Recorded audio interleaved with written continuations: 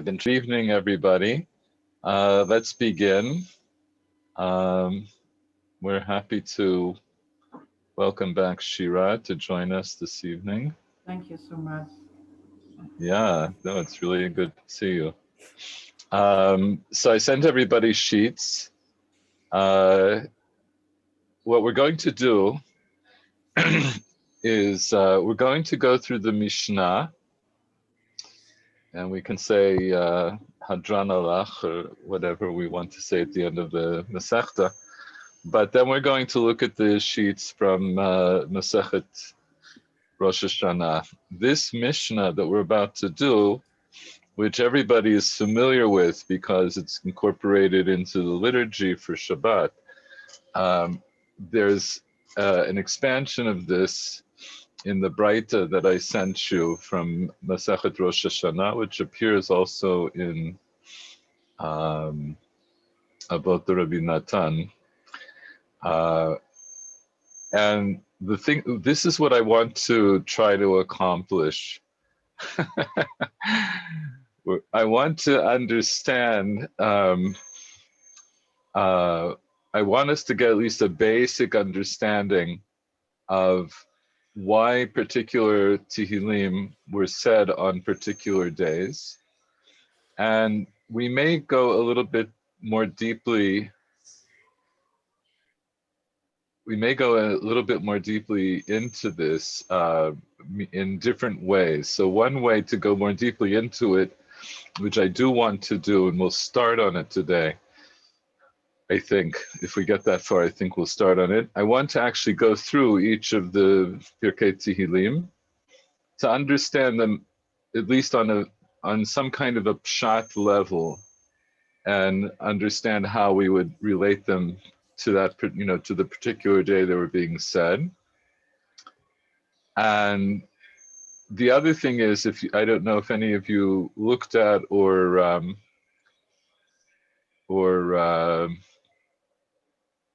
continued in the sugya in Masechet Rosh Hashanah, but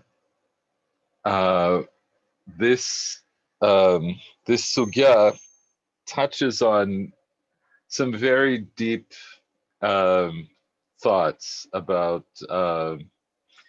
Acharita Yamim, Yemot HaMashiach, how the world might end and what that might mean. So there are a lot of things that are going on here, and I was preparing for this on and off last week, and then today I spent a few hours, and I was like sort of all over the place. There's a lot of different references. So without further ado, let's get started. We'll start with the most basic thing, which is the Mishnah. So the Mishnah says, Hashir shayu alubim omrim b'mikdash, V'yom harishon hayu omrim, Lashem ha'aretz umloa tevu v'yoshvei ba. V'sheni hayu omrim, Gadol Hashem umhalal me'od v'ir Elokeinu har kodsho. V'shlishi hayu omrim Elokim nitzav b'dat kel b'kerev Elokim, or could be Elokim, it could be Elohim yishpot. B'ravi'i hayu omrim Ke'el nekamot Hashem, Ke'el nekamot Hofia. V'chamishi hayu omrim Harninu le'Elokim uzenu, Hariu le'Elokei Yaakov. V'shishi hayu omrim Hashem malach geut lavesh, b'Shabbat hayu omrim Mizmor shir liyom haShabbat, Mizmor shir le'atid lavo, liyom shekulo Shabbat, menucha l'chayei ha'olamim.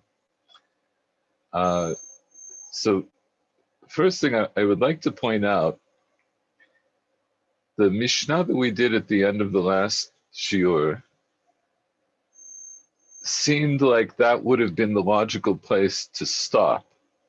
Just because, why? What was the end of the last Mishnah?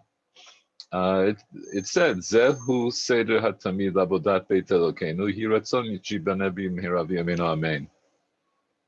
So what do we understand from these lines? Or, tell me what you think these lines are transmitting to us.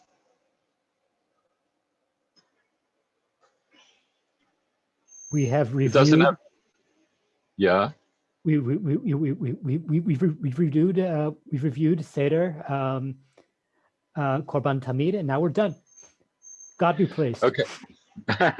Okay, so one thing is that, yes, in other words, now we've finished reviewing or going through and describing the Seder of the Tamid, but it ends with a prayer. Yehi ratzon sheyibaneh bimheira v'yameinu. Okay, so it's more than, so it tells us, first of all, it tells us what about the date that this was written, or the time that this was written would have been when? After the Khurban. So it's after the Khurban. So that's one thing. So because this question, it could be maybe they added it afterwards, because they had the text, and it seems that it describes something which was in the past, and they wanted to show that it may be still relevant. right. Okay. So both of these things are important to point out. So we mentioned this along the way, that we saw that there were differences of opinion about particular things in the Beit HaMikdash, how they were done, when they were done. And we mentioned something which we will come back to when we get back to learning Yoma proper. We mentioned that this order that's being brought in Masechet Tamid, that in itself is in dispute. There are different opinions about different aspects of this order. And we're going to examine that. There's a sugya in Yoma that compares different opinions. So these two lines obviously were written after the time of the Khurban, but as Paul points out, that doesn't necessarily mean that the Mishnayot that preceded this were written after that time. Or in some cases, we could date the particular Mishnayot after the Khurban, depending on who said them, right? Certain people, most of the people who are in the Mishnah did not live at the time of the Khurban, but we also understand that they had oral traditions that they were transmitting from people who preceded them and so forth. But what we see is that, I think this is something maybe that Paul alluded to, that nonetheless, we still learn this Masechet, and the reason we learn this Masechet is sheyibaneh bimheira v'yameinu. We want the Beit HaMikdash to be rebuilt, and we need to have the basis for enacting the avodah that was in the Beit HaMikdash.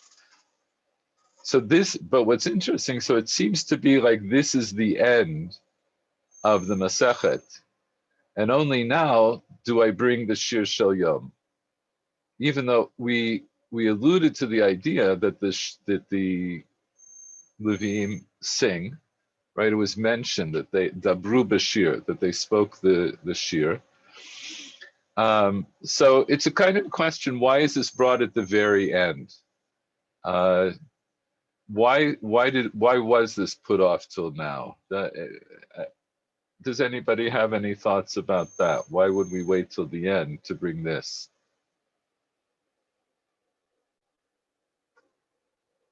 Well, this is obviously relevant for even after the Beit HaMikdash was destroyed, because it's relevant until today.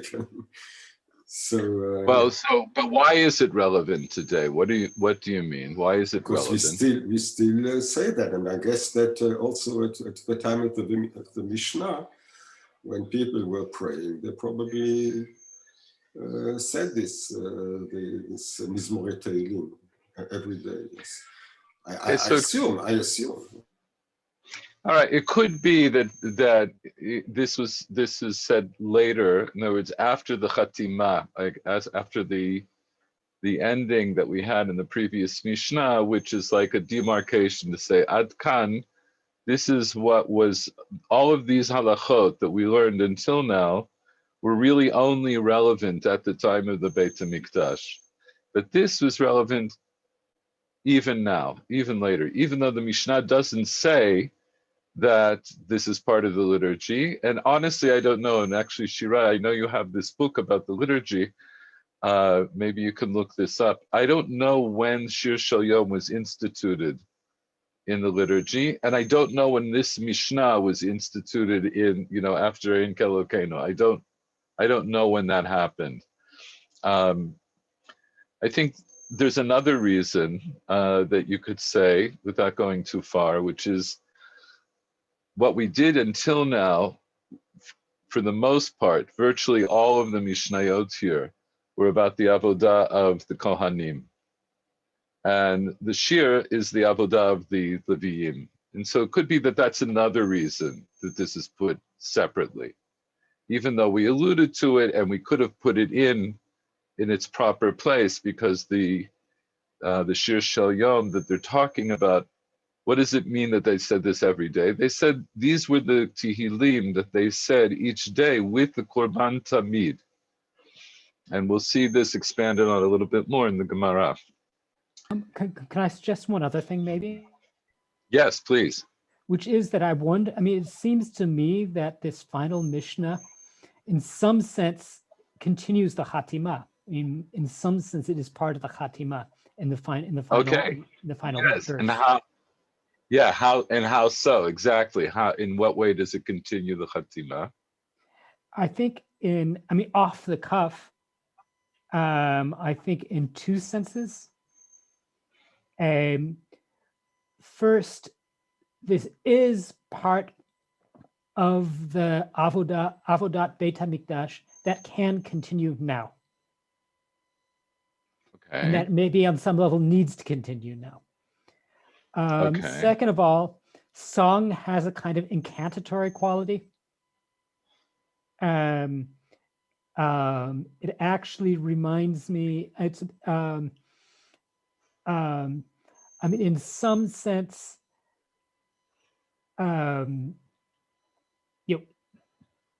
so much of what we've been describing is, talking about different physical detail, different sensual details, different sensory details. Where things were, what they looked like, or at least they're sort of, even if they're describing, there's sort of goads to imagination, to be imagining these details, and then suddenly, we are hearing the same songs that were sung. So in some sense, this is something that was there. These are the sounds that were there, and now they come alive. Okay. Okay. I'll take that. I think there's something to that. I think one of the things that we're going to be examining, and I'll see, we may examine this even in some depth, about how the shir was conducted. There's a sugya in Masechet Arachin that talks about that in much greater detail. The other thing and this is where I thought you were going, is the same way that this Mishnah ends off with this chatima and a prayer for the future. Our Mishnah also ends off with something which points to the future. Mizmor shir latid lavo, liyom shekulo Shabbat menucha l'chayei ha'olamim. So there's something, and I think this is something that's particularly associated with song. Hopefully we'll say more about this as we go, and I think maybe, Michael, this is at least somewhat, I think, the direction that you're pointing us. There's the idea that there was song in the Beit HaMikdash, and that itself was also an avodah, I think, is something that we really need to take to heart. And it's through this song, according to our Mishnah, that we're going to, that we allude to a time in the future. Here we're praying for the time to come, that Shibaneh b'mirav yameinu. We don't know when that time is. And here we're saying, we know that at some point in the future, Latid Lavo, there will be a day, Shekulo Shabbat Menucha L'chayei Ha'olamim. Now, exactly what that alludes to, we'll see different opinions, but there is a kind of parallel between the two of them, and they're both they're both in their own way a chatima. Can I add one other quick thing, which is that, Yes, you may. this last Mishnah also ties the daily cycle, the avodah, to a different kind of cyclical time, to kind of cosmic time. Both the number of 7, of course, the fact that this the 7 days alludes to the 7 days of creation, but then it's also tied to the scatological time, to sort of the grand arc of time from the beginning of creation to the fulfillment of creation.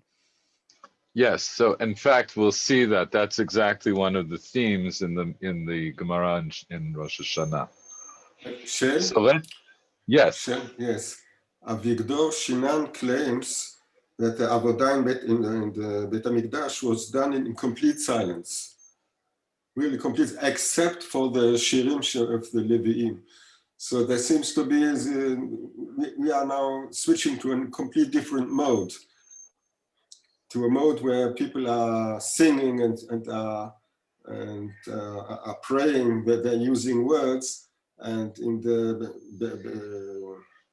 Beta Tfilah, afterwards the Jews are very, they don't pray in complete silence. It's more the contrary. You listen to them, yes. No, well, what we saw, just 1 second, what we saw so far is that here and there people are speaking, right? There is some talk. And we also talked about different noises that were made, right? Remember, there was the magrefa that made this huge noise and all of that. But yes, essentially, there was the people who were actually doing the avodah, the kohanim who were actually doing the avodah. We would understand that they spoke minimally, and the sounds they made, we can imagine what the sounds they made, but they only made sounds that were pertinent to their work. Whereas the Levi'im were singing, and they're also playing instruments, and it gives a very different, kind of different layer of like I think what Michael was saying, like it's a different sensory experience. Shira, what did you want to add?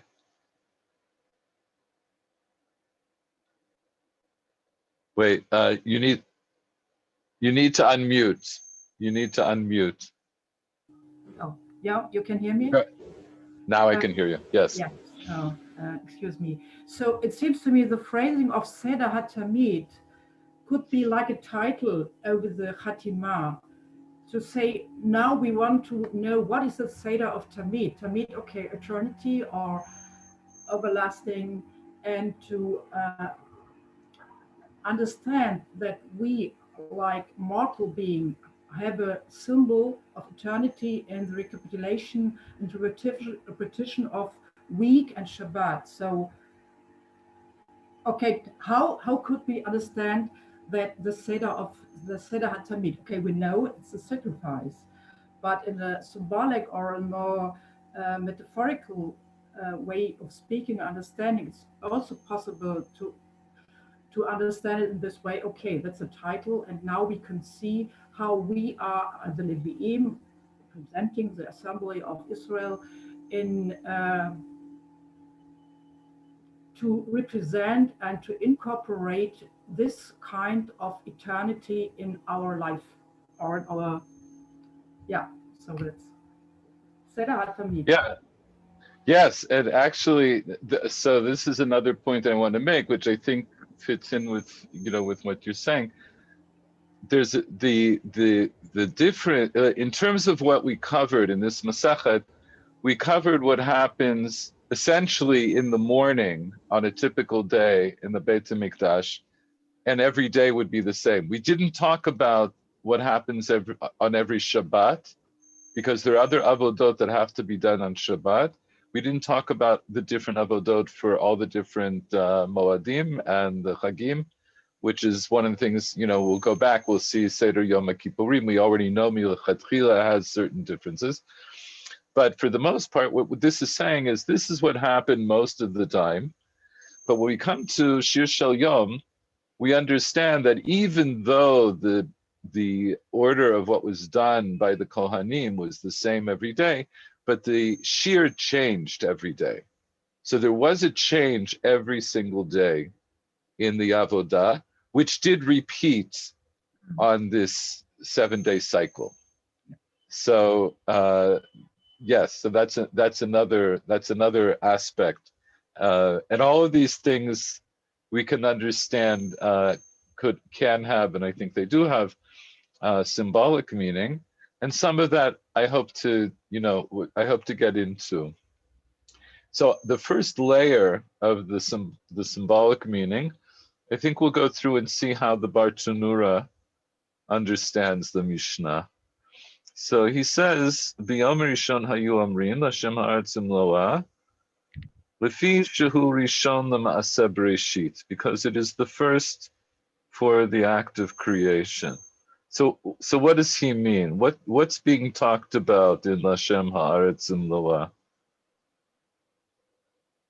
We will go through the parak of Tehillim later, but generally, Hashem ha'aretzum loat, Hashem is the earth and its fullness, Tevel v'yoshveva, the earth and those who dwell in it.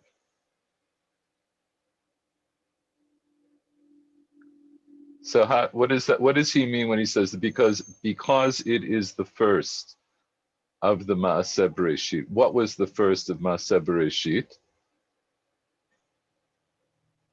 Or. No, but what here in our context, what is he referring to? He says, Shehu, lefi shehu rishon. It was first in the Maaseh Bereshit. What was first? The only thing is the Haaretz. Wait, it's the first day. He's just referring to B'yom Rishon, right? But in his Girsa Barishon. And so he's saying Barishon. Why did they say Hashem ha'aretzum loa, which refers to the creation of the earth? Lefi shehu rishon l'maaseh bereshit, because this day was the first day of creation, right? In other words, every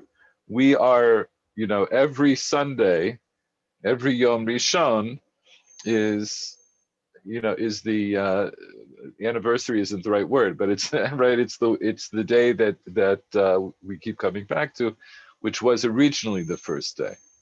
So, okay, and so we understand that parak of Tehillim starts off talking about how Hashem is the owner of the entire world. Okay. Yeah, sorry, but what is about heaven? So the first pasuk is Et Hashamayim ve'et ha'aretz. Okay, we know Kavod is more referring to, or Kavod Hashem is more referring to Haaretz. What is about heaven? So why this? Okay, so this is one of the things that I want to talk about, that very issue when we look at the parak, because the hemshech of the parak, then right, the second part of the parak talks about Mi Aleh Bahar Hashem. So there is an allusion to what this idea of Shemayim, like the place of Hashem, and so forth. And so yes, keep that question in mind. Here we're referring to Maaseh Bereshit. So in a very obvious way, let's say, so it's referring to the physical earth as we perceive it, but Hashem created the heavens and the earth. And of course, that will also lead us in, or I don't know how much we'll get into it, but that perforce leads us into a discussion of understanding the first parak of Breshit and what that means when it says Breshit bara Elokim et hashamayim v'aretz. What does that mean? What is that referring to? So that's where we're starting. We're starting B'yom Rishon. There is also B'yom Rishon the element of Malchut, which we see towards the end of the Shir. Hashem bara et ha'olam, והוא גם מלך העולם, כן? יבוא מלך הכבוד, כן? Yes. So okay. So then let's all of those are important. So yes, this is exactly what I want to get into.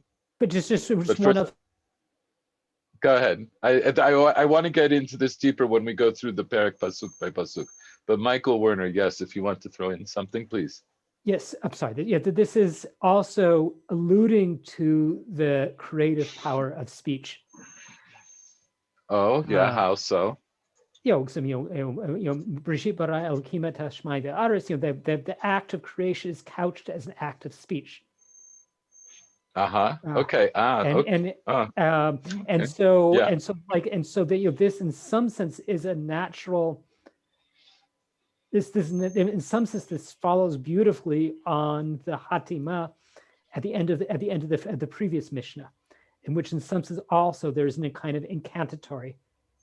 There's a kind of incantatory power of speech. What does incantatory mean? I'm sorry, I wanted to ask you before you. So like some I mean literally like it means singing into being. Or speaking something into being, or singing something into well, literally singing something into being. But in some, but also in some sense speaking something. You say okay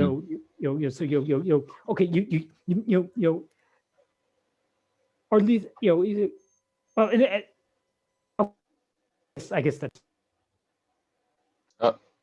You muted yourself. Oh, I'm sorry. Yeah, so that's basically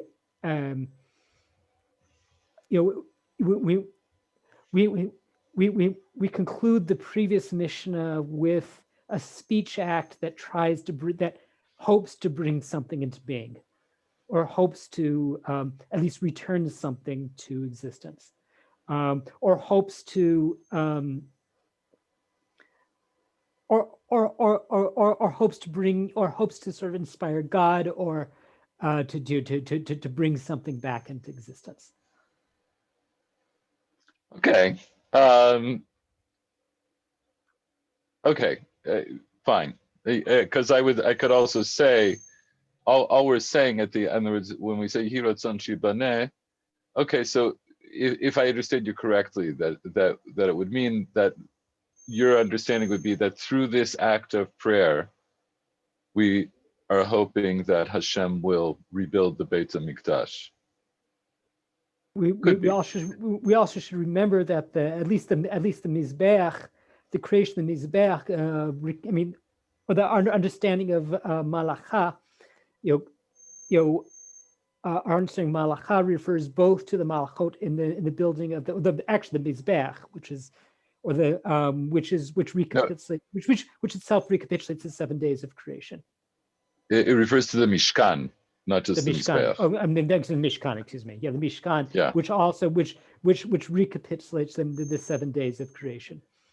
Okay, so that all of that is true, and of course, and this is something that it's a theme that we've talked about in different shiurim that we've had in the past, not just here in Yoma and Tamid, that the entire structure of the Beit HaMikdash, which is based on the structure of the Mishkan, is supposed to be somehow a replication in some way. It's in some form. It is a replication of the creation of the world itself. But for the moment, let's move on. And then these themes that we're talking about Yom Rishon, I think we'll at least get to start on them tonight when we go back. I'm not sure if we'll get that far. I see what time it is. But I do want to bring up all of these themes as we go through each of the Pirkei Mishnah. So B'Sheni, on the second day of the week, they said Gadol Hashem U'Ba'al Ba'od B'Yolekeinu Har Kodsho, and Barjanu says Shebo Nachleku Hamayim V'Haya Rakia Bein Mayim L'Mayim. So on the second day of creation, that's when the waters were separated. There was a division between the firmament of Hayaraki. There was a firmament between the upper waters and the lower waters. And we'll see as we go through the parak exactly how that relates to that parak. Bashlishi hayu omrim Elokim nitzav b'adat kel b'kerev Elohim yishpot. And Bartanura says, Shabo nireta yabasha. So on the third day is the day where the dry land became seen. It was uncovered. It was shown. The waters were parted enough on the land so that you could on earth so that you could see land. She'ala omdin hadayanin lasodin, and that's the land that judges stand upon in order to pass their judgments, to make their din. That seems a little stretched, right? Because everybody stands on the land, not just the dayanim. So again, I want to look at that more deeply when we look at that parak. Baravi hayomrim ke'ana kamot Hashem, ke'ana kamot Ophia.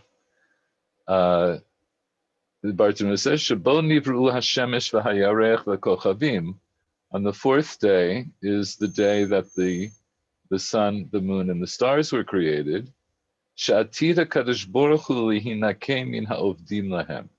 That in the future, the Kadosh Baruch Hu is going to take his revenge on those who worship them, which is really it's a fantastic. I find this a fascinating idea.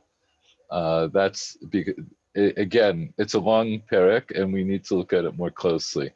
But what we see happening in the Bartanura, we see the pattern forming. The Bartanura is, in very brief language, he's relating each parak of Tehillim to what happened on that day of creation. That's what he's trying to do. And this is the Bartanura's, essentially his interpretation of the Gemara that we're going to look at. Some of it is almost verbatim, and some of it is more his own words.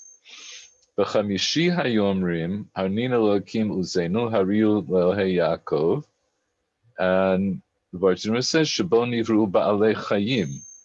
The fifth day was when animals are created. Haro'eh otan meranein u'mishabech levaro. Whoever sees them is going to sing and praise its creator or his creator. Which I find, by the way, for those of you who are on Facebook, I don't know, in my feed in the last couple of months, there's been an explosion of people uploading pictures of exotic birds. And you'll see the Gemara mentions birds specifically, that when people see them, they're going to praise Hashem. Bashishi hayu omrim Hashem malach geut lavesh shebo nishlema habriya. On that day, the creation was finished, it was completed. Uvo nivra Adam, and on it a man was created. Shemakir malchuto shel yotzro, and he recognizes the kingdom of his creator. And then b'Shabbat hayu omrim mizmor shir liyom haShabbat, mizmor shir la'atid labo, liyom shekulo Shabbat menucha l'chayei amim. By the way, before I read the Bartanura, we also have a pshat question here, which I forgot to mention. In all the other Tehillim that are mentioned, all the other prakim that are mentioned, so what we assume is they're taking either the first or second verse of a particular parak, and we assume what it means is that the Levim sang that parak. When we get to Mizmor Shir Yom HaShabbat, Mizmor Shir Latid Lavo, so is that something that they sang? Did they add on these words to their song? Or is this a comment by the Baal HaMishnah? The Shabbat HaYom, it seems like it's a comment. It seemed, okay. The most obvious thing to say is that it's a comment, because then it would be the same, then Mizmor Shir Yom HaShabbat would be the same as all the other prakim. But I'm still going to leave that as a little bit of a question. But the simple answer would be what Shira says, that it's a comment. Now, notice here, there's a difference in the Girsa in our mission. It says L'chayei ha'olamim, And the Bartanura says, Menucha lechei ha'olamim. Hai Tana Savar la Kamanda Amar Shita Alpi Shnin Habi Alma B'chad Charuv. This Tana holds like the one who says that Shita Alpi Shnin Habi Alma, the world will be for or exist for 6,000 years, and in one it will be destroyed.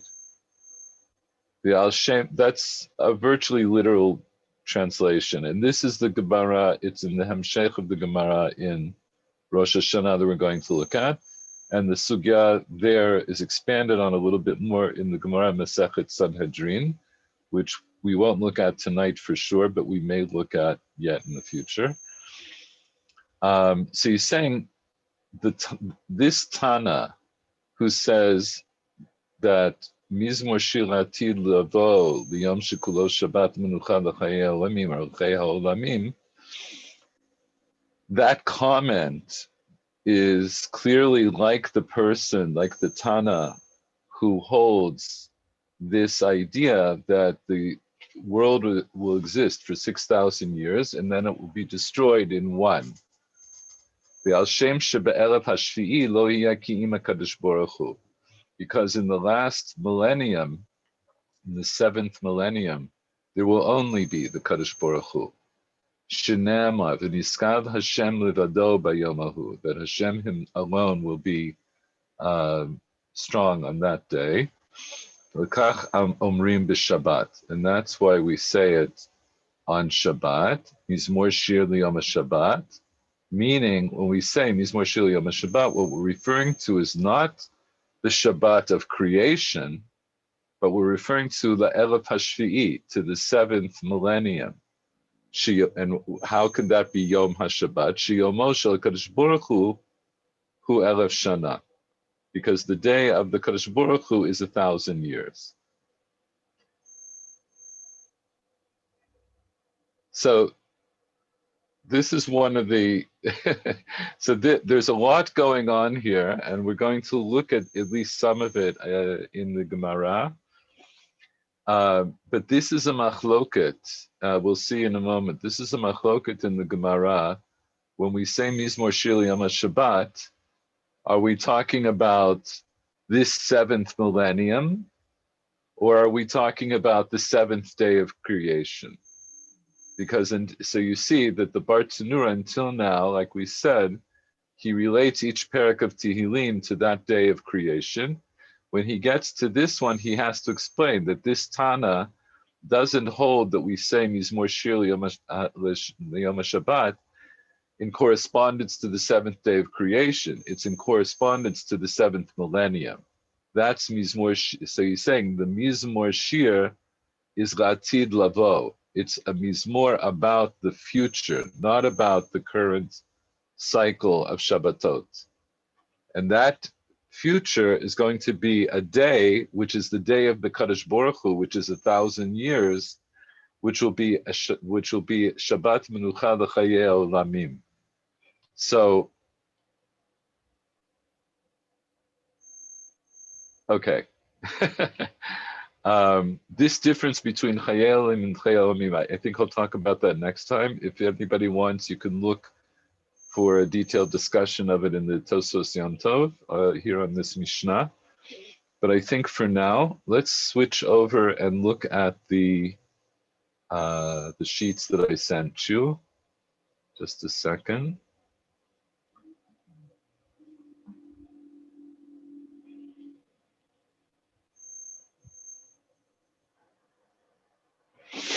Okay.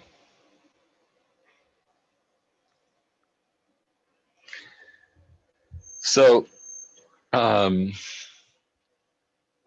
you all remember, I'm sure, when we were learning Masechet Rosh Hashanah, we came to this Mishnah in the last chapter that talked about how one time it was Rosh Hashanah, or it was a day that could be Rosh Hashanah in the Beit HaMikdash, and the Eidim came late, and the Leviim ended up ruining the shir for that day. And then there's a discussion, what does it mean? And there's different opinions about what does it mean. Does it mean they didn't say a shir at all, or does it mean that they said the wrong shir? Then the Gemara, that discussion leads into the sugya that we're going to look at, where it's going to tell us what the shirim were for the Korban Tamid. So Tanya, we learn in a Braita, Rabbi Yehuda Omer Mishum Rabbi Akiva, Barishon Hayu Omrim, Ma Hayu Omrim, on the first day, what did they say? Lashem Haaretz Lo'ah. And he gives a reason, Al Shem Shekana V'hikna V'shalit Ba'olamo. Because he took possession and he gave possession and he ruled in his world. So, just to point out a couple of things. First of all, again, this is not our Mishnah, it's a Braita. It's going to have all of the same elements as our Mishnah, but it has also these comments that Rabbi Yehuda brought in the name of Rabbi Akiva. So the first thing is, here the Gemara tells us, this Braita tells us, why Lashem Haaretz Lo'ah was said on the first day. It's because Hashem was kana v'hikna v'shalit ba'olamo. So what does that mean? We'll look at Rashi. Lashem Haaretz kol hamizmor. So Rashi here is just making sure you understand what we said before when we were learning the Mishnah, that the Gemara here, the Braita here, is only quotes part of a pasuk, but the idea is that they said the entire chapter. And it was said, Al Shem Shekana Shemayim Va'aretz, because Hashem acquired the heavens and the earth. V'hikna Tevel Lioshveba. He gave possession of Tevel, which is another word for the land, and may have a different connotation than Eretz. But he gave the Tevel to those who dwell in it. Klomar, Koneh, Kedei Lahaknot. So Rashi adds this in, that Hashem acquired the universe in order to give it to others, to give it to the people who are going to dwell in it. And the Shalit Ba'olamo, that Hashem rules over his world, Yechidi, he rules over it as a singular entity. Shelo nivru hamalachim ad yom sheni, because there were no other entities to rule with him on the first day. The malachim were not created until the second day. Now, how Rabbi Akiva gets that all from our parak here, again, we're going to have to go back and look more deeply at the parak and try to understand that better. But for now, I really am just going to do a quick run through, because I want to give everybody this quick overview of what's going to be discussed here. B'sheni ma hayomrim gadol Hashem u'malal ma'od Hashem shechilek ma'asav u'malach alehen, because he divided his doings and he ruled over them. What does it mean, shechilek ma'asav? Hivdil rakia beino yonim l'tachtonim. He divided the firmament between the uppers and the lowers. And then Allah, and he brought himself up via Shav Bamarom and dwelled above. Dugmat shcheno she be'iro v'har kadsho. Excuse me.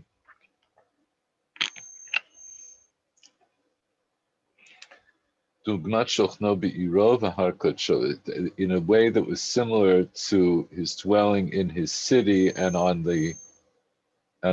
his holy mountain in Jerusalem. So that's a parallel to between what happened in Maaseh Breshit on the second day, but also the idea of the Shekhinah dwelling in the Beit HaMikdash. בשלישי היו אומרים, אלוקים ניצב בדת כל, על שם שגילה ארץ בחכמתו, והכין תבל לעדתו, because he revealed the land in his wisdom, and he prepared the tevel, the earth, for his congregation. Shigila Eretz, Makom Matzav Adato, the place where his congregation would be standing, would be dwelling. Shnamar Vatera Eha Yabasha. What does it mean, Shigila Aretz? Because he literally revealed the land. He revealed the dry land, the Shlishi Namar, that was said on the third day.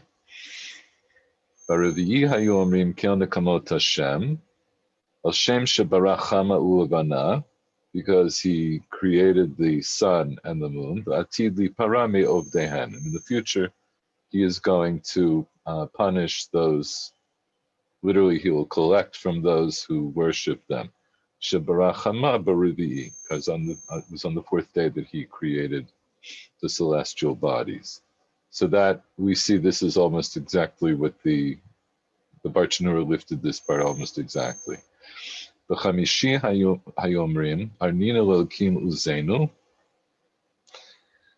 al shem shebara ofot v'dagim l'shabeach lishmo, or l'shabach lishmo. No, l'shabeach, I think, because he created the fowl and the fish to praise his name. And Rashi says, "K'shadam roeh ofot meshunot zemizeh." When a person sees fowls that are different from one another, noten shebach l'misha bara'am. He gives praise to the one who created them. Bashishi ayu omrim Hashem malach yud levesh, al shem shegamar malachto umalach alehem, because he finished his work and he ruled over them, in other words, his work that he finished. Just a second, because how does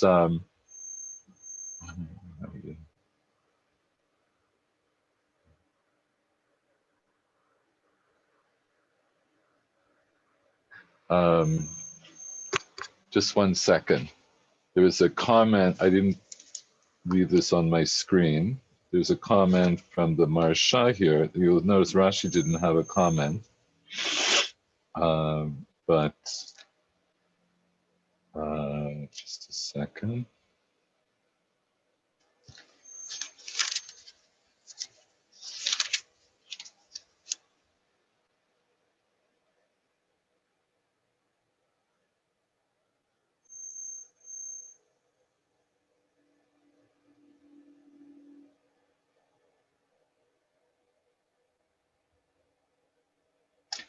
Yeah, I think that, yeah, if I remember the comment from I'm just looking at the Tehillim. I think the comment from the Marsha is, how do we see Al Shem Shegamar Malachto?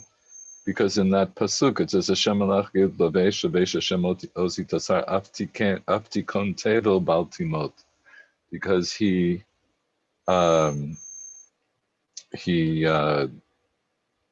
prepared, or tikon, like he established the land that it will not move, right? So that this parak also alludes to the idea of the end of creation, the end of the Ba'aseh Bereshit. B'shvi'i hayom mimis moshir liyom Shabbat liyom shekulo Shabbat. So it doesn't add in the extra line about menucha l'chayei olamim and all of that, but it says to a day that is entirely Shabbat. And Rashi here explains, based on the Gemara a little bit further, Shatid ha'olam liot charev, because in the future the world will be destroyed, ve'ein adam, and there will be no man, v'chum lachot shovtot, and all acts will be stopped. Aloto yom, on that day, omrim, or about that day, we say Shir Shel Shabbat. So that's this, until now, this is the Braita of Rabbi Yehuda in the name of Rabbi Akiva. And we see that it's a slight expansion on the Mishnah that we have at the end of Tamid. So Amar Rabbi Nechemia. Rabbi Nechemia was one of the Talmidim of Rabbi Akiva. And in the Girsa we have in our Gemara, it says, Mara'u chachamim lechalek bein haprakim halalu. We'll see Rashi's Girsa and a lot of the other Rishonim had the Girsa, Mara'a Rabbi Akiva lechalek bein haparshiot halalu. And what does he mean? What did the Chachamim see, or what did Rabbi Akiva see to differentiate between these different prakim of Tehillim? So in what way were these Pirkei Tehillim differentiated from one another? What's the difference between these, we have 7 Pirkei Tehillim. So we have, how are they differentiated? We have a group of 6 Tehillim referring to the past. So Hashem did the deeds of Hashem in the past, and we have the last, the 7th, referring to the Atid, to the future. So it seems to be the main differentiation between past and future, 6 and 1. Exactly. So this is also how Rashi says, Shekol sheshet yamim ne'amarin haprakim halal shem she'avar.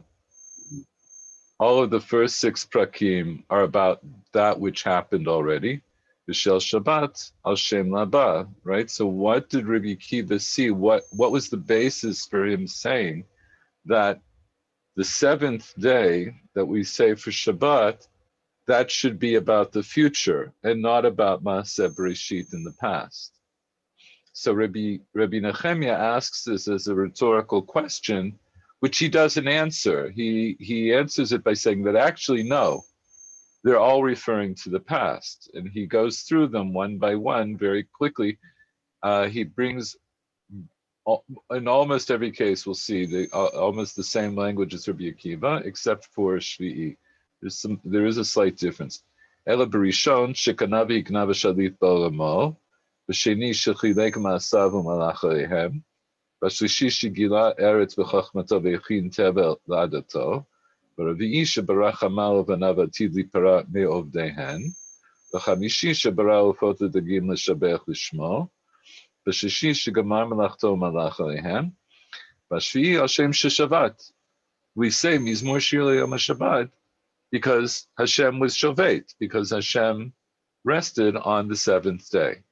So this is a machloket Tanaim now between Rabbi Yehuda b'Shem Rabbi Akiva, who says that Mizmor Shir Yom HaShabbat is Al Shem Ha'atid, and Rabbi Nechemia says no, it's Al Shem Maaseh Bereshit, like all the other prakim.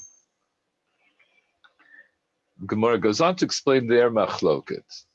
Uvekam miflagi b'Rav Katina. They're arguing about what Rav Katina said. Now, not literally, because Rav Katina came after them, but it means that Rav Katina was a Tana. He was, I believe, a 2nd generation Tana, maybe later, 3rd or 4th generation, I can't remember right now. And of course, Rabbi Akiva and Rabbi Nechemia, Rabbi Akiva saw the destruction of the temple, and Rabbi Nechemia was his student, so they're much earlier. They're maybe almost 200 years earlier. But what it means is that they're arguing about the concept that Rav Katina introduces to us. Dama Rav Katina Shita Alfi Shani Havi Alma V'chad Charuv. That the world exists, or the universe exists for 6,000 years, and in one it is destroyed, it is destroyed one.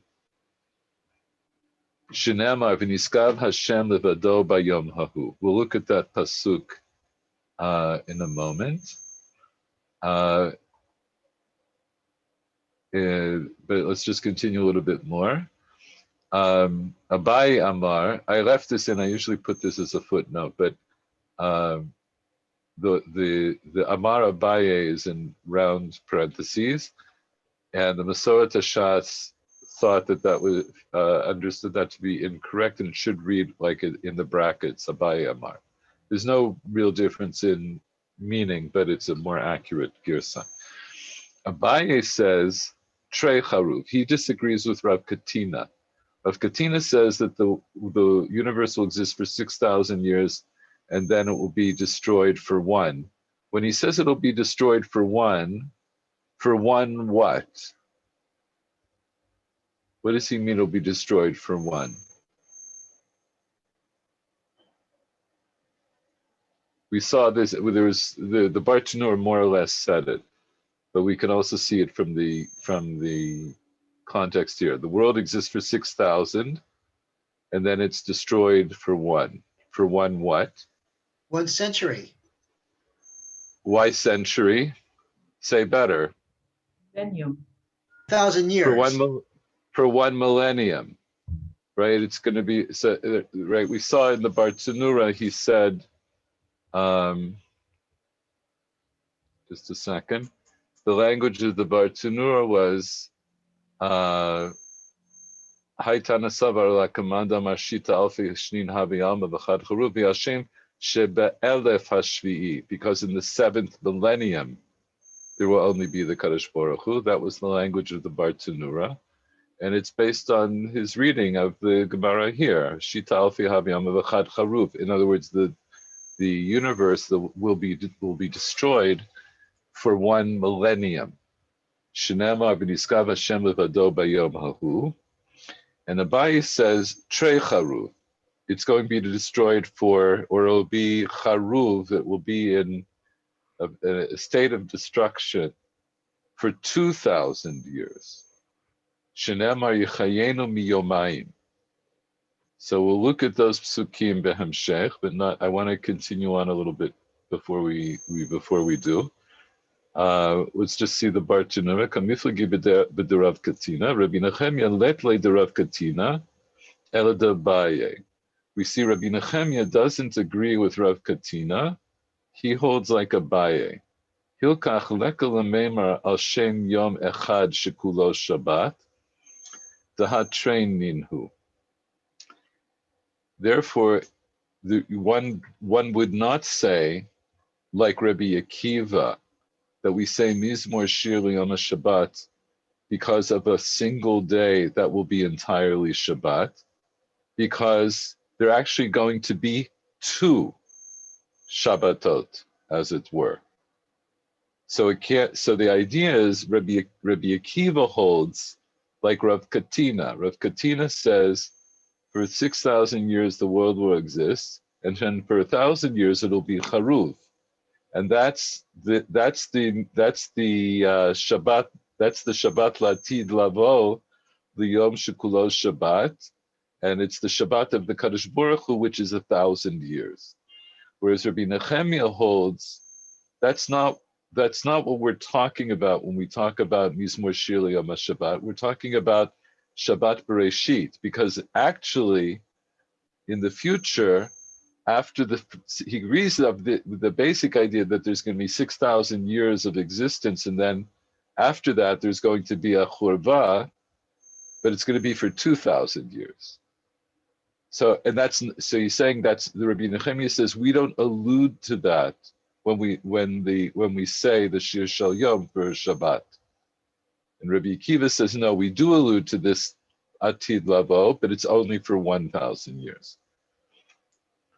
So as you can see, there's a lot going on here, because what does all that mean, and what are they talking about, and why is it important that we allude to it in Shir Shel Yom and all of that? So we'll get into it, but this is a quick reading. I think to finish off, I do want to just read to the end of this sugya, and then next week we're going to start to go back and go through things in greater detail. So now the Gemara continues on about other shirim that the Levi'im would sing in the Beit HaMikdash. So b'musfei deshabta mahayu omrim. So what did they say, or what was the shir that they would say along with a musaf, the korban musaf of Shabbat? Amarav and Barava Amarav Haziv Lach. They would say Haziv Lach. So what's Haziv Lach? It's Parshat Ha'azinu, divided into groups of psukim, which we'll see from Rashi, and I'll show you visually what it looks like. V'amar Rav Chanan bar Rav amar Rav, kederech shechalukim kan, the same way they're divided here, in other words, here in the Beit HaMikdash, kach chalukim bebeit Knesset. That's also how they're divided in Shul. So just to explain this, B'musfei deshabta, my shir amri, Rashi says, so what was the shir that they would say with Musaf of Shabbat? They would say Haziv Lach, which is, we see it's a Rashi Tevot for Parshat Shirat Azinu, Chokim ota l'shisha prakim. They would divide Hazinu into 6 parts. Harishon would be Ha'azinu. It starts with Hazinu. Then you go another 6 psukim. The second would start Zechor Yemot Olam. That's Hey, Zayin. Ashlishi Yarkivei al Bamate Aretz. That's the Yud. Hey, Zayin, Yud. Haravi'i Vayar El Hashem Vayinatz. Right, that's the Vav. That's Haziv. Ad kan shisha psukim leperek. Each of these portions has 6 psukim. Mikan ve'elech shmona psukim leperek. From here on out, it's going to be 8 psukim for each perek. And so the 5th perek begins Lulei ka'asoye vagur. Shishi is ki yadin Hashem amo. And that's it. So it's Haziv Lach. Just quickly, I actually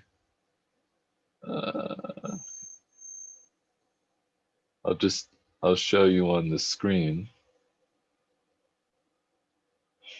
But you see, right? It's Hazinu, Ha, right? And then Zechor Yemot Olam. And then, right? 1, 2, 3, 4, 5, 6. Yimtza'eu be'eretz midbar. And then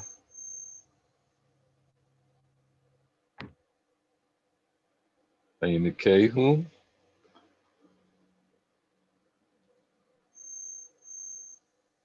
Lo sharu.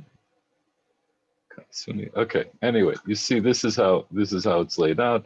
So what it means is when they were singing, they would divide this into 6 parts, and that was what they would sing with the Musaf of Shabbat.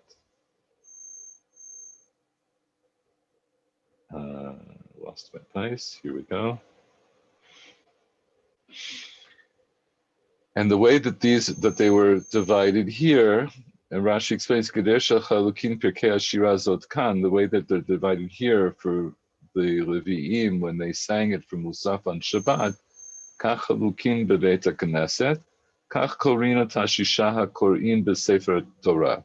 When we read Parshat Azinu in Shul, we also divide it into 6 korim, to 6 aliyot, in that, using that same division, and Shvi'i koreng and Ashira lahalan, and then that finishes the Shira, and then the 7th aliyah is the rest of what we call Parshat Azinu until B'zot HaBracha.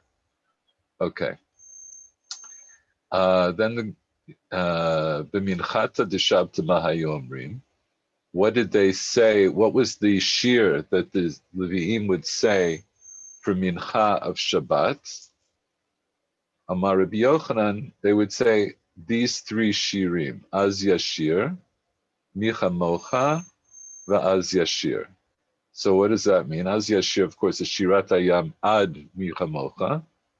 Then the second would be U Micha Mocha, would be Ad Sofa Shirah. They would start from Micha Mocha and say until the end of the Shirah. So they divided Shirat Hayam into 2 shirim.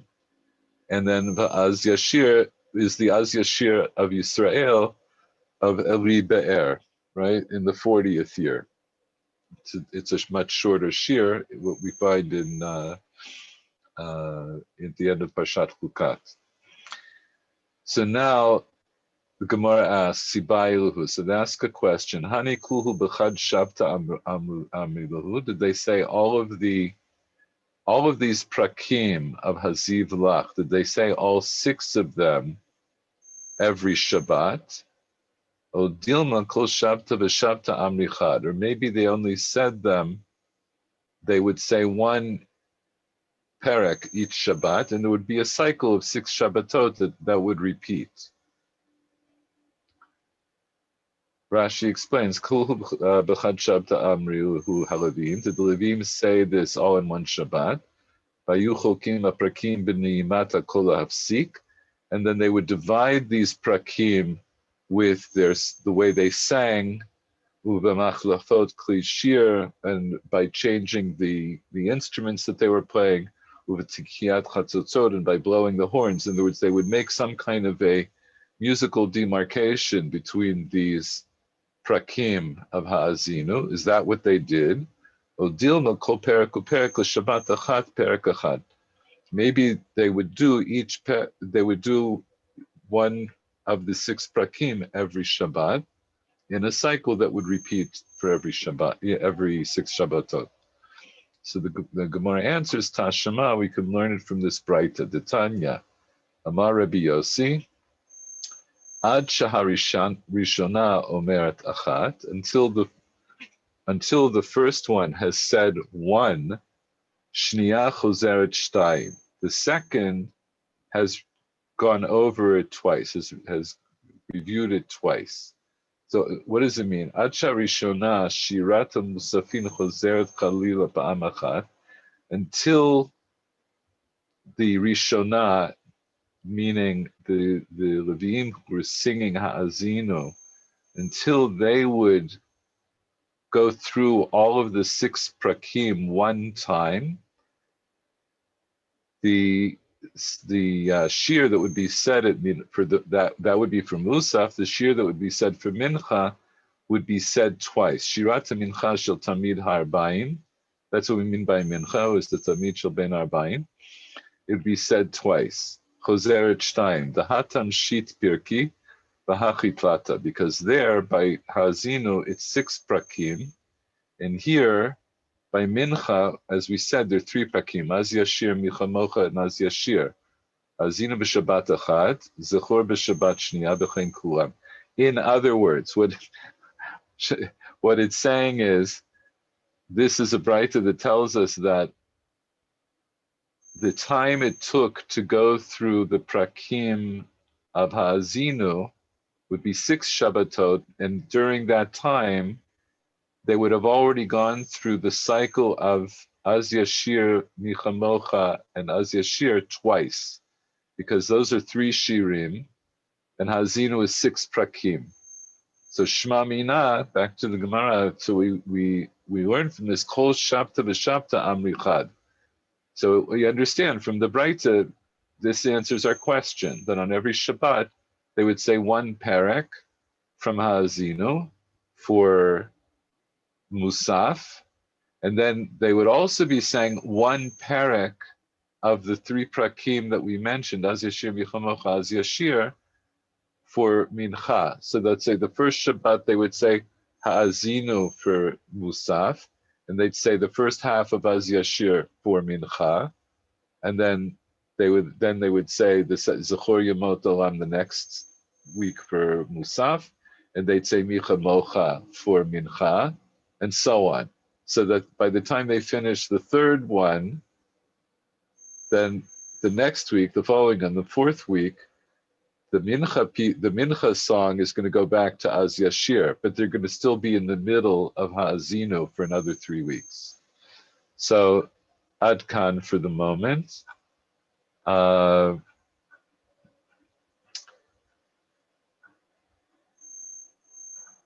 Yes. By the way, before we go on, I do want to maybe take another few minutes, but one of the other issues that Paul mentioned last time, and I said we'll get to, it just reminded me now, what we saw in the Masechet Tamid is, again, it's the Seder HaTamid for Tamid Shel Shachar. And how was it done Bein Ha'arbaim? It's a Korban Tamid done Bein Ha'arbaim. And were there paisot? And how was that done? So the Gemara talks about that elsewhere. We don't see it in Masechet Tamid.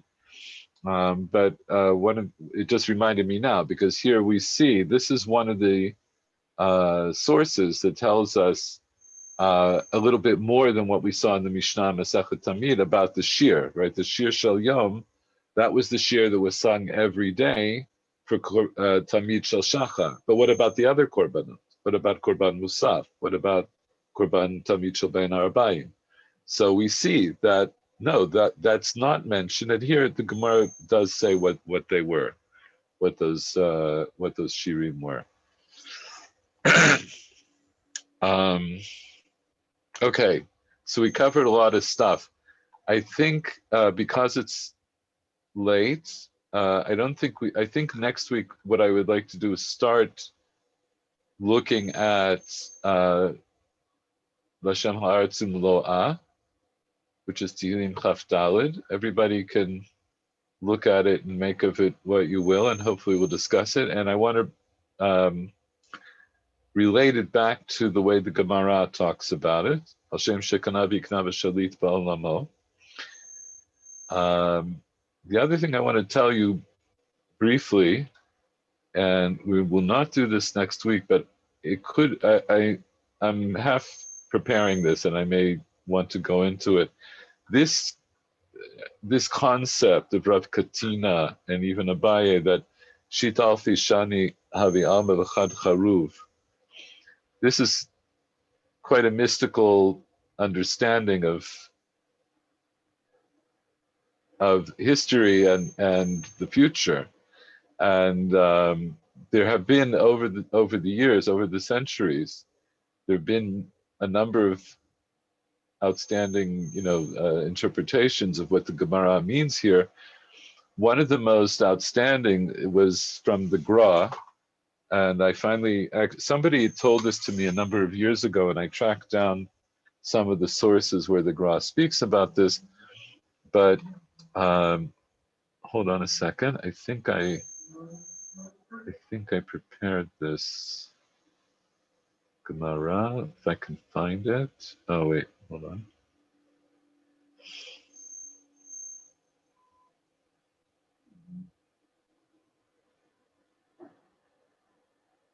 No, okay, wait a second. I think I can bring it up.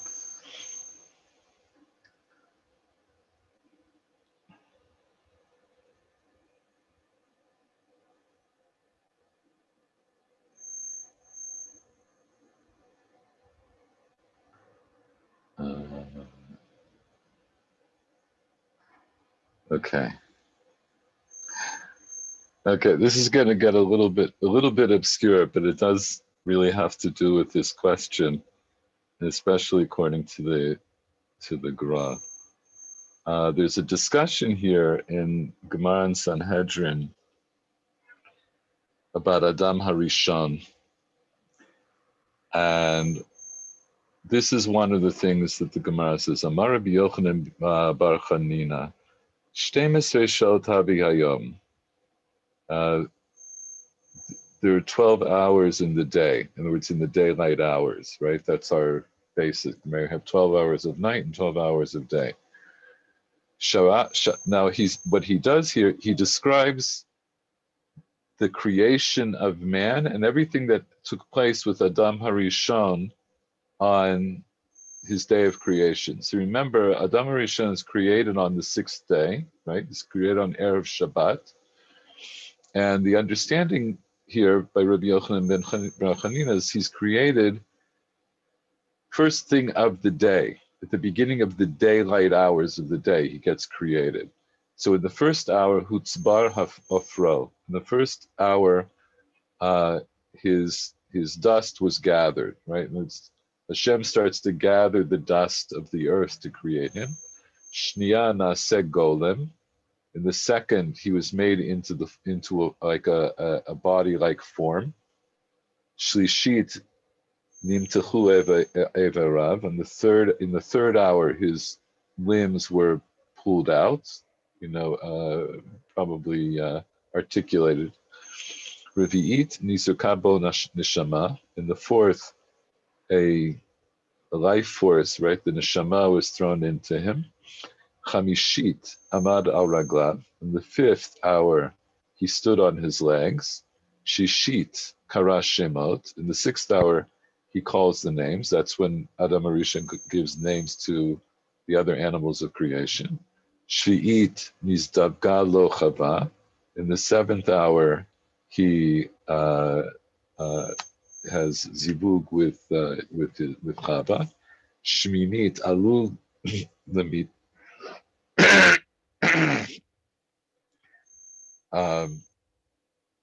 Alul lemata shnayim v'yardu arba'a. They went up. They went up. They went up to the bed as 2, and they came down as 4. Shi'it nitztava shelo lechol min ha'ilan. In the 9th hour, they were commanded not to eat from the tree. Asirit sarach. In the 10th hour, he stank, meaning that they sinned. Achadesrei nidon. They were judged in the 11th hour. Shtemesrei nitrad v'halachlo. And in the 12th hour, they're nitrad. They are encumbered upon, and they have to leave Gan Eden. That's the creation of man. And it says a little bit more, but we'll leave it now. So just the reason this is relevant here, the Gra understood that this description of the creation of man, so it takes place in the last half of the 6th day. So we just learned this idea that the universe is going to exist for 6,000 years. So the last half of the last day of our existence is going to begin in the year 5500. And then if you take the 500 years and divide it into 12, it will correspond to the 12 hours of the creation of man. So the Gra understood that in his lifetime, they were already into the 6th hour. And what happened in the 6th hour?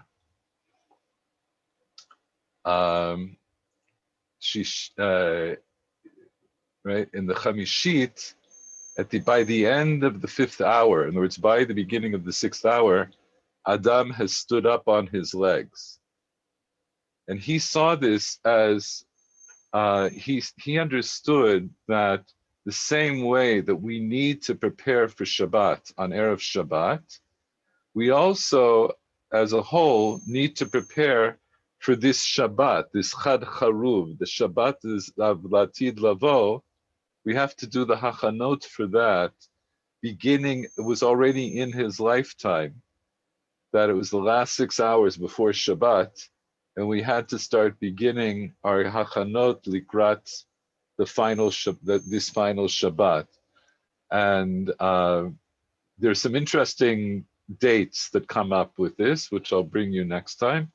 But you probably know that the Gra himself set out to go to live in Eretz Yisrael. He didn't make it. He started out and then he had to return. But he sent his Talmidim to come to live in Israel. That had to do with his vision of understanding the relationship between this Gemara here, the Gemara Masechet Rosh Hashanah, and something that I know very little about, but I'm going to try to bone up a little bit on, is he talks about this in his Perush on one of the early Kabbalistic works, the Sefer de Tzniusa. And this was, now we call it Zionism. According to the Gra, this was something that was going to happen. In other words, this 6,000 date, the end of the 6,000 years, he understood as something that's going to happen, and we need to already start to be prepared for it.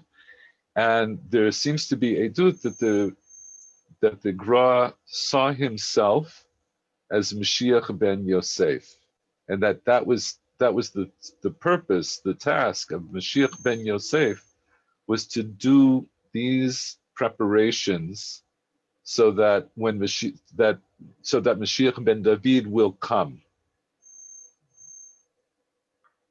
So when I say there's a lot going on here, there's a lot going on here. There's a lot of very interesting concepts that are being alluded to here, and I'll try to talk about them more. That I won't probably do next time, because beginning next week, I want to start going through the Pirkei Tehillim.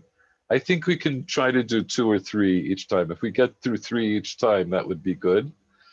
But I think it's worthwhile because I think it's worthwhile, and it's also it's worthwhile. It's always worthwhile because it's Torah. But one of the things I want to get out of all of this, right? The main idea that I wanted to get out of going through Masechet Tamid is to give us some basic idea of the mechanics of what went on in the Beit HaMikdash.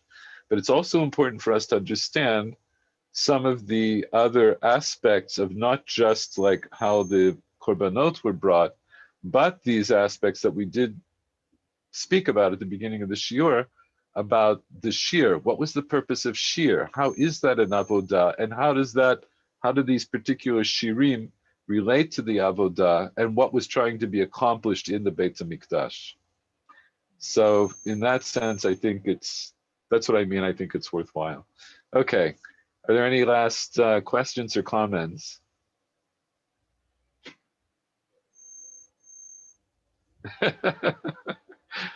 Shira, I'm not sure what that means. Does that mean that you have, or you want to think about it, or there's too much now? So I must research something about the apocalyptic literature. So this idea of the world week, to draw a parallel between week and the millennium. It's an idea, a main guiding principle in apocalyptic literature. So I must think about, because between the testaments, so the period between the so-called Old Testament and New Testament, we have so many apocalyptic literature, and this idea coming from Daniel, perhaps. So I must research something. So that's, you know what, it's a huge horizon for this idea of the Gra. I'm not sure what perhaps Sholem or the other scholars wrote about this, because the huge discussion about the period between the 2 testaments. So what about, the stuff? Oh. Well, so I'll just throw in a couple of things. One of them is, the reason I mentioned the Gra is because the Gra also makes this very specific connection between this Gemara that I just read in Sanhedrin and Briata Adam to the idea of the last part of the 6th millennium. But a lot of Rishonim already, first of all, we see in the Gemara itself says, Shit Alfi, right? Rav Katina says, Shit Alfi Havi Alma B'chad Charva. And so you understand that in the Rishonim, there was already a lot of discussion. The Rambam talks about this Gemara in the Mora Nevuchim, the Varbenel, their number, the Meiri, and they have different ideas of what it means. Another thing to throw into the mix, because of course, we have 6 days of creation and Shabbat, and then we also have 6 years, and then Shemitah, and then we have 7 Shmitot, and we have Yovel. And there were people, I think the Barbanel was the one who did this, who extrapolated that to this idea of the millennia. That not only will there, he understood that the 6th millennium and the 7th millennium are going to be parallel to Shmitot, and in fact, it's going to be a cycle of 7 of those until you get to the final Yovel, which would be in 50,000 years. So yeah, so there are a lot of interesting ideas being kicked about. So as I say, I think eventually we will come back to this, but in the next few shiurim, we're going to go through the Pirkei Tehillim. Paul, did you want to say something? Yes, I guess it's probably more interesting, or more people would like to put words than on the Shrita, which I guess on that also there are comments, but there are probably many more comments on the words themselves. There's actually, you know what? There's a lot of words on both of them. But I know they're all intriguing, and like I said, different understandings, metaphorical understandings of the avodah that we discussed in Tamid. There's no lack of those either, but they're not all apocalyptic. But as Shira said, I mean, this is an apocalyptic kind of vision, and it's just an interesting thing to understand that if you say, this is a good place to end. We're going to bring it back to home, right? Because we do still say Mizmor Shir L'Yom HaShabbat, and maybe we never gave it much thought.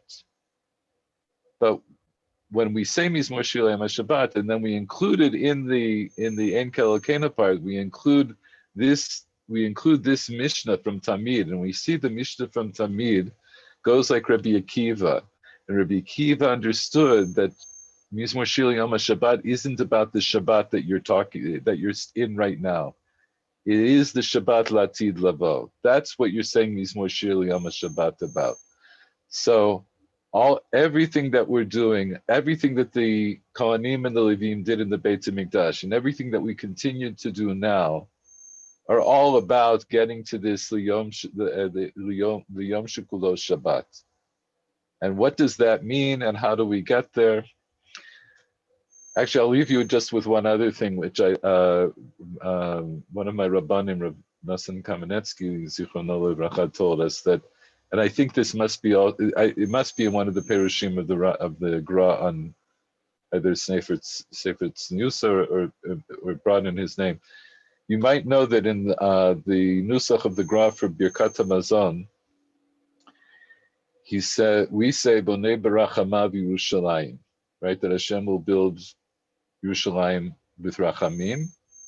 In the Nusach of the Gra, he leaves out the word Rachamav. He says Bonei Yerushalayim.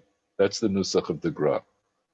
Because the Gra held that in his time, it was already time. In other words, if Hashem had built Yerushalayim, meaning that he had brought Yemot HaMashiach before his time, before this time that we're talking about, it's like the last quarter of the last millennium, then that would have been Barachamim. Hashem would have done that out of Rachamim because he didn't have to do it so early. But the Gra says, from here on in, Bonei Yerushalayim is Bedin. Hashem has to do it Badin because it's already foretold. He promised to do it by a certain time. And that's the Gemara that you're probably familiar with, that the pasuk in Yeshayahu, Bi'ito Achishena, right? That this Latid Lavo, Yeshayahu says, in its time, I will make it come quick. And the Gemara says, if it's in its time, how can you make it come quick? And if you make it come quick, what does it mean? How could it be in its time? So it says, Im Zochim Achishena. If you're Zoche, then I'll make it come quick. But otherwise, Bi'ito. Otherwise, it comes at its time. And the Gra held that we're already in the time. That's the time that you and I and all of us are living in. So, some food for thought. On the other hand, you shouldn't do Chishuvei Kitzim. It's not. It's not allowed. Wait, that what's not allowed? I didn't hear you. Chishuvei Kitzim. Chishuvei Kitzim, yes. And yes, famously, a number of Rishonim, including the Rambam, quoted the Gemara that says you're not allowed to be Mechashvei Kates, but then they went on anyway to give their own Chishuvim. That's an interesting discussion unto itself. But here, I'm not trying to be Mechashev Kates, I'm just trying to understand Pshat in the Gemara. So that's all I can do. I'm just a Pasha de Yid. So, okay, so on that note, everybody have a good evening. And Chodesh Tov. Thank you. Thank you. Chodesh Tov. Chag Sameach. Chag Sameach. Chag Sameach. Bye-bye.